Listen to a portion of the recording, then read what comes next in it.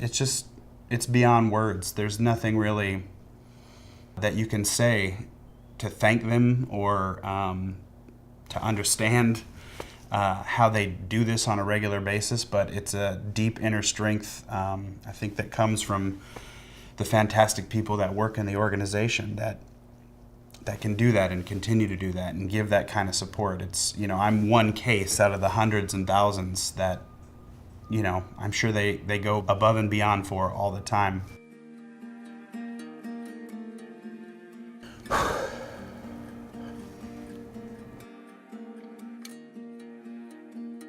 Hi, my name is Patrick Pope, and this year my father passed away, and Hope Hospice was there for me and my family. People have this sense that hospice care is all about death, and in reality it is all about putting as much meaning and quality in your life, however long you may have left to live it.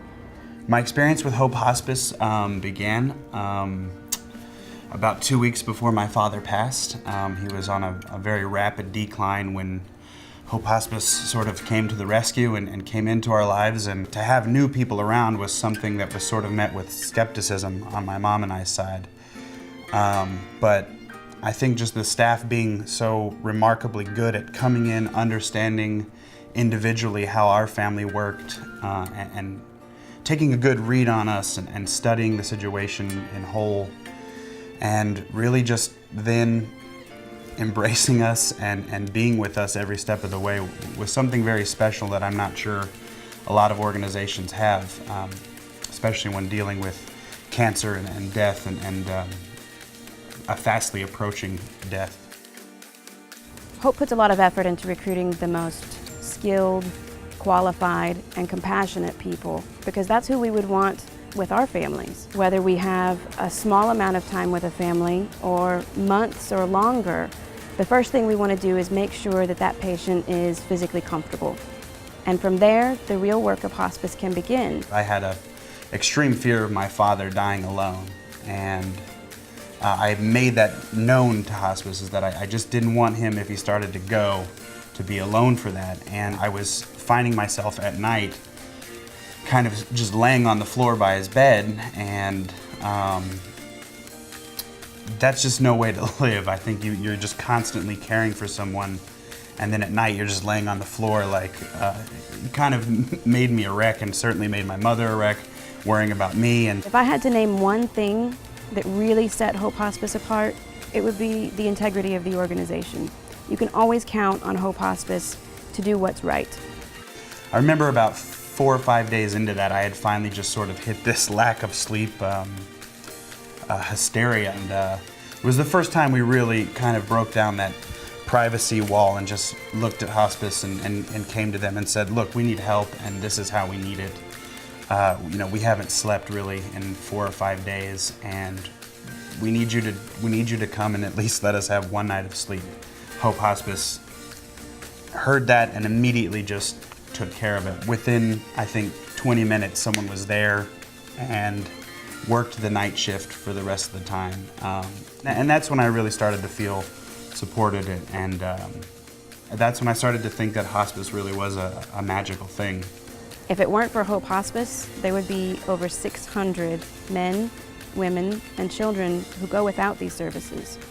The daycare nurse that came the day my father passed realized that my father was going to go soon, and rather than just making it a quick round and leaving, like, that they kind of do, you kind of transition out, people have shifts, he stayed.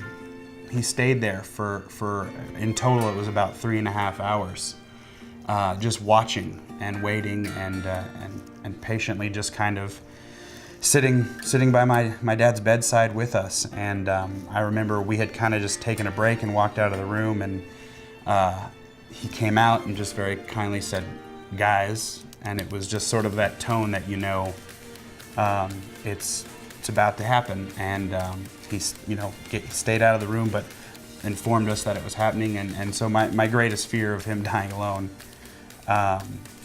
didn't happen, and that was because someone from hospice was there watching and informed me of the time to go in, and it was special and intimate, and The thing that I love about Hope Hospice is getting the chance to connect people with resources and services that, for me, my family did not get to experience. And it's the opportunity to change my own story in a way.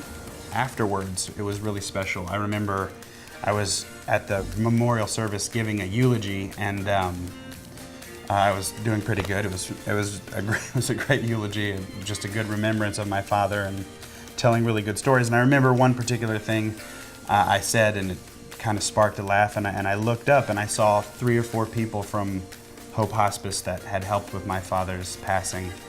While Hope Hospice does accept Medicare, Medicaid, other types of insurance, we don't turn anyone away who needs our services. And on any given year, we spend over $300,000 on unreimbursed hospice services. I think Hope Hospice is an organization that deserves all the best that it can get from the community and from people, from sponsors. So I encourage everyone to take a look at the magical work they're doing and give if you can.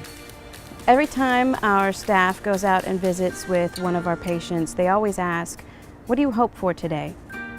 It gives us a chance to really meet the needs of that person and that person's family.